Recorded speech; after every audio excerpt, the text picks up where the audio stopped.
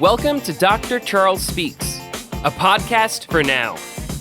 You've joined us for a special series of transformational talks, selected exclusively from Dr. Charles's corporate success calls. The 15-minute calls are designed to encourage leaders, activate your thought life, and prepare you for the challenges ahead. Dr. Charles joins every call with a blend of his personal experiences, his expertise as a John Maxwell certified mentor and coach, and of course, his more than 30 years of exceptional experience in both corporate America and ministry. Get motivated with Dr. Charles Speaks, a transformational talk from the Reddline on today's podcast, inspiring excellence and generating results. Good day, my friends. This is Dr. Charles. Thanks for listening in on the Reddline. It is truly a great day today because you're on the line, and I hope I have something to say that will spark you to make a difference in what you're doing along your personal journey. And certainly I'm here today is to continue to inspire you to grow yourself and to make a difference around the workplace where you're at, perhaps even in your home. Wherever you may be. And so today, I want to continue the discussion on teamwork because that is so important. As I've said before, you just can't do it all by yourself. You're going to need some support. You're going to need like-minded people that are going to be able to assist in what it is that you're doing. And so I have been reading this book, 17 Indisputable Laws of Teamwork, and it has resonated with me because I do manage a team of people, and it's important that I continue to learn and continue to grow and do things better and challenge myself while challenging my team.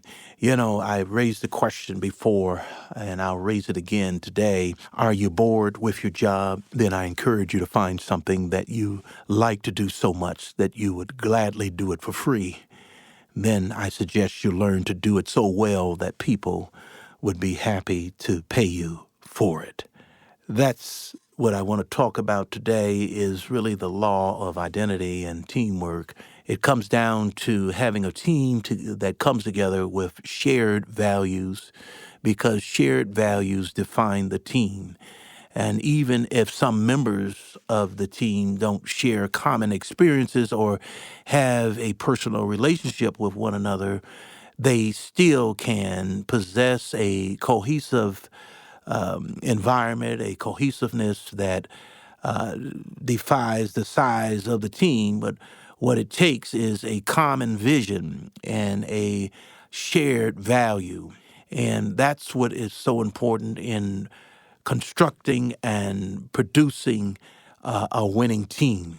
Values are so important. Values can help a team to become more connected and more effective. Because if everyone embraces the same values, then team members can still have a connection to one another and to the larger team. And so today is about really coming together and identifying what works in teamwork, and that is a common vision with shared values. Now, we've all seen teams that have a common goal, but yet they lack common values. So what happens is eventually the team, they're going to break down if everyone tries to do things on their own and do it in their own way. And this is why team members need to be on the same page. You hear that expression? We got to get on the same page because when teams are not on the same page, they're not going to win often. And then the blame game comes in. And I thought you knew and you were supposed to be and I thought you were going to do. All of that comes and you see confusion and you see disarray and the opposing team see a weak link. And then that's how they can take advantage of the situation. So it's important that teams need to be on the same page because to a person with no values, if you don't have any values, then anything goes. Just do it my way or do it the way that I believe.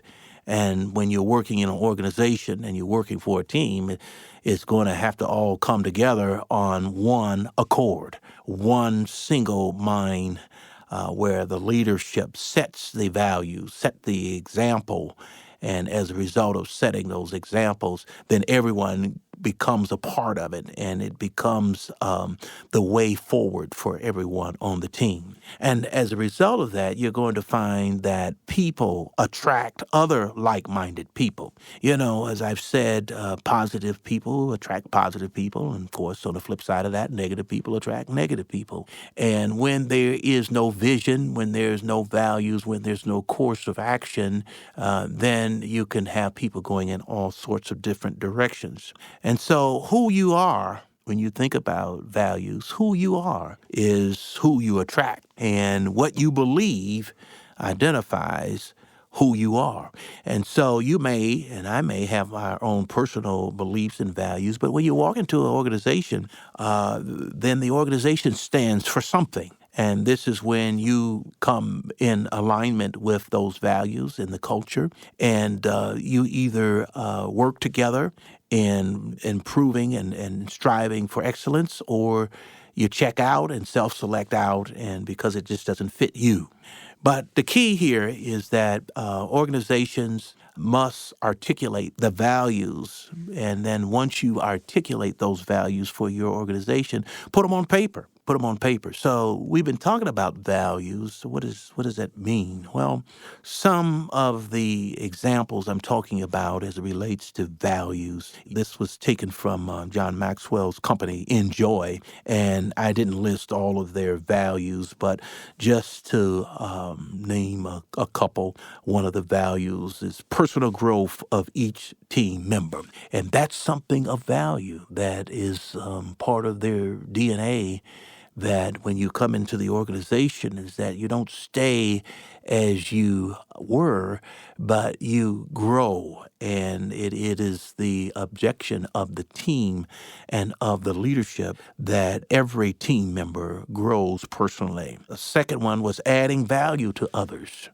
What is it that I can positively impact in your life and pour into your life that will make a difference? Another one, raising up and developing leaders.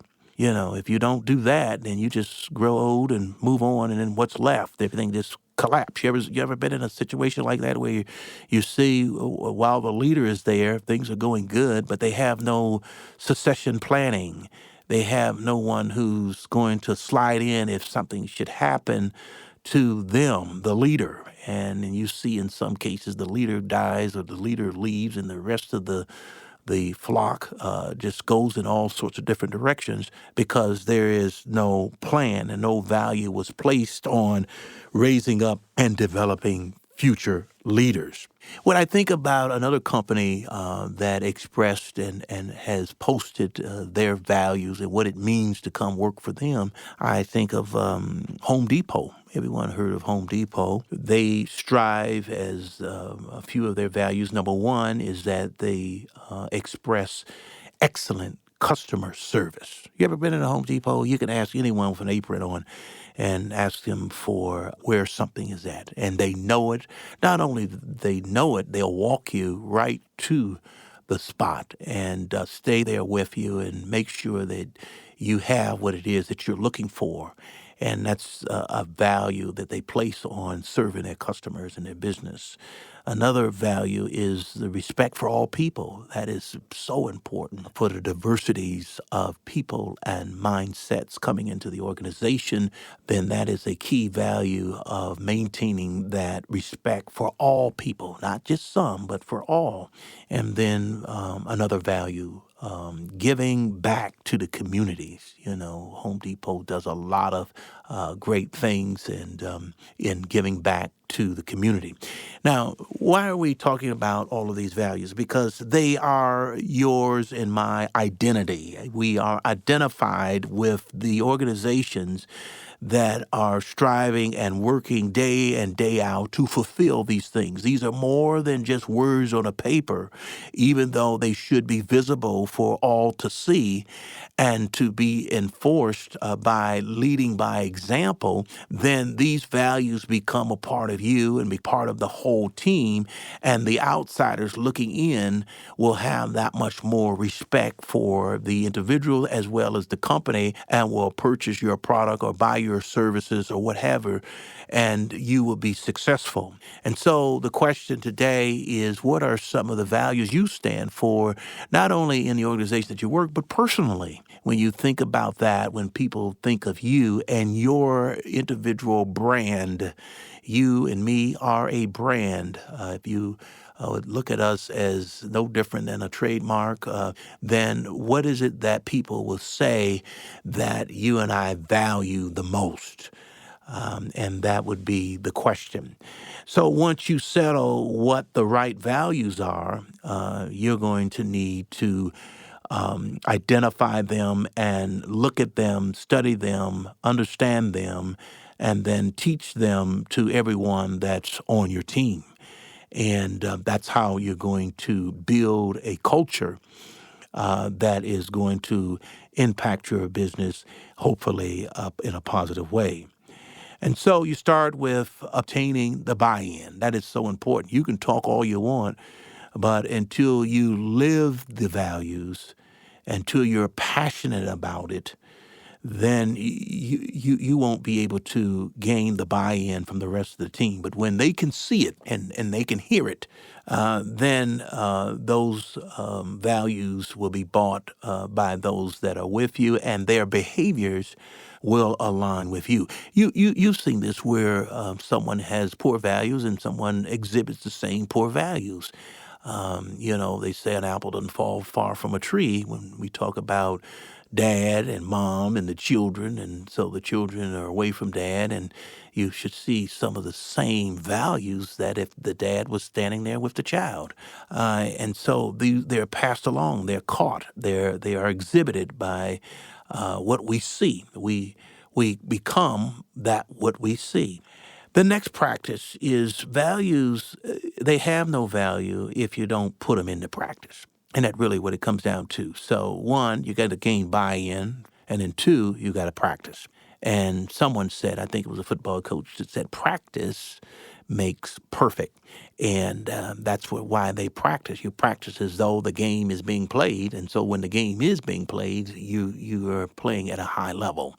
And that goes the same with carrying out values. So what have we been talking about? The law of identity. We're talking about shared values define the team.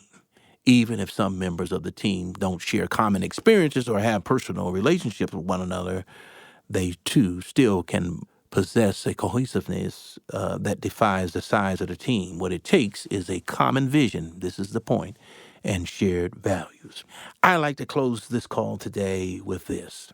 If your values are the same as the team's values, you become more valuable to the team. And that's the key to this whole message today. If your values are the same as the team's, you become more valuable to the team.